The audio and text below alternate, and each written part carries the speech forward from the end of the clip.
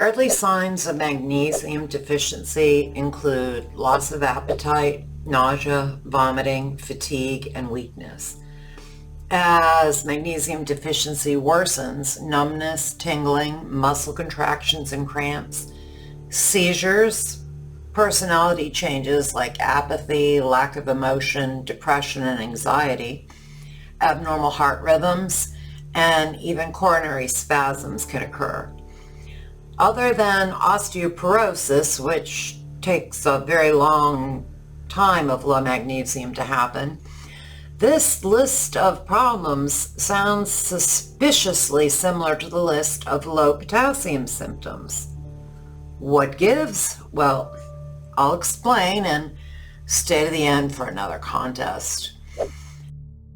So the short answer is this: low magnesium causes low potassium. A literature review I'll post a link to in the description box says in part, isolated disturbances of potassium balance do not produce secondary abnormalities in magnesium homeostasis. In contrast, primary disturbances in magnesium balance, particularly magnesium depletion, produce secondary potassium depletion. So low magnesium doesn't cause low magnesium, but low magnesium can cause low potassium. This has to do with the sodium-potassium pump. But there are also symptoms specific to magnesium depletion as well. Low magnesium can cause migraines, hand-foot cramps, stress twitches, inflammation, headaches, and plantar fasciitis, depression, a bunch of things. Honestly, my first exposure to magnesium deficiency was realizing that diabetics often have much lower magnesium than non-diabetics. And given that the majority of people don't get enough magnesium, that's pretty bad. There's 3 nutrients that have reversed diabetes in some people. Coenzyme Q10, thiamine, a B vitamin, and magnesium can correct some cases of diabetes.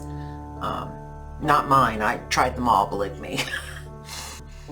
But I continued the magnesium because it's needed by literally hundreds of reactions in the body. If you feel a bit blah, it may well be a magnesium deficiency, as you just can't be running optimally.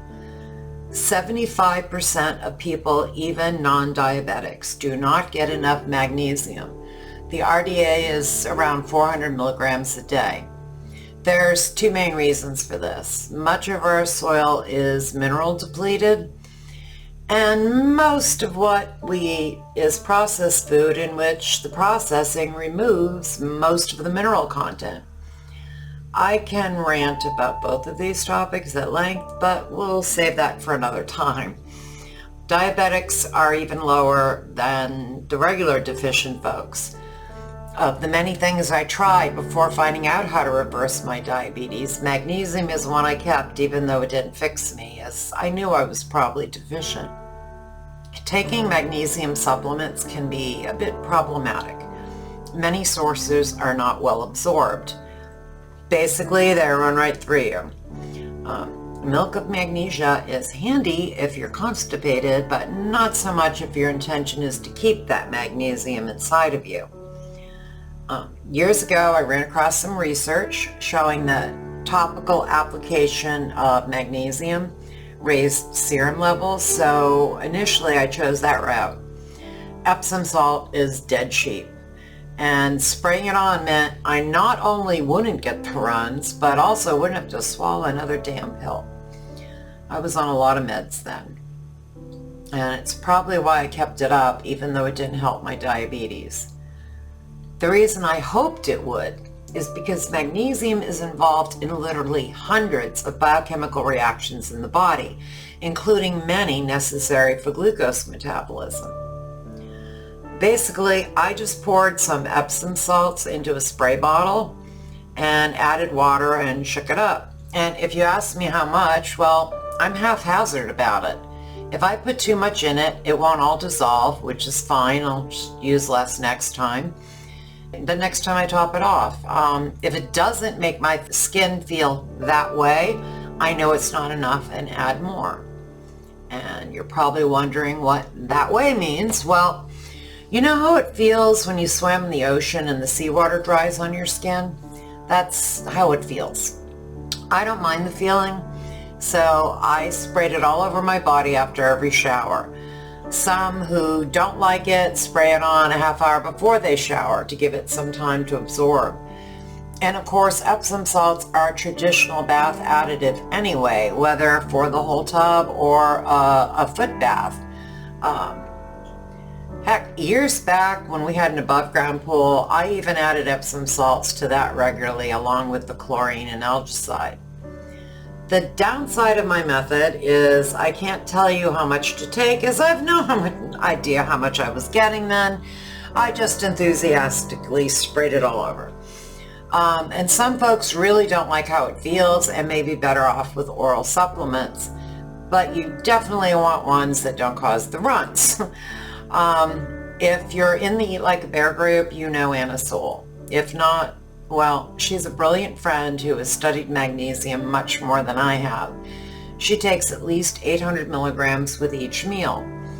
To avoid the milk of magnesia effect that many supplements cause, she recommends magnesium glycinate and or magnesium threonate. And I'll link to products containing those in the description box below. But I have new information. I saw Dr. Peter Attia podcast recently in which he said that his primary evidence that most people are magnesium deficient is that nearly all his patients feel better on 2,000 milligrams of magnesium oxide. I'm pretty sure my Epsom spray was not giving me anywhere near that much. So I started at 500 milligrams and after a week went up to 1,000 milligrams. As of this recording, I don't know if I'm still going to titrate up further or not. What I do know is this: I can miss my potassium for quite some time without getting low potassium symptoms, which jives with the study I discussed at the top of this video. It seems a significant difference for me. Magnesium oxide is also significantly cheaper than the form Anna recommends, so I'll link to what I'm taking now below also. As for how to get it in your diet, one of the best dietary sources of magnesium is greens, same source as potassium. So ridiculously big salad for the win. Interesting how the same food that is high in magnesium is also high in potassium, isn't it? It's like we were meant to eat large piles of greens. And the study I began talking about covers this. Low magnesium can, in and of itself, cause low potassium. You need both and need enough magnesium in order to fix the deficient potassium. So, remember the sodium-potassium pump that I've discussed in several videos?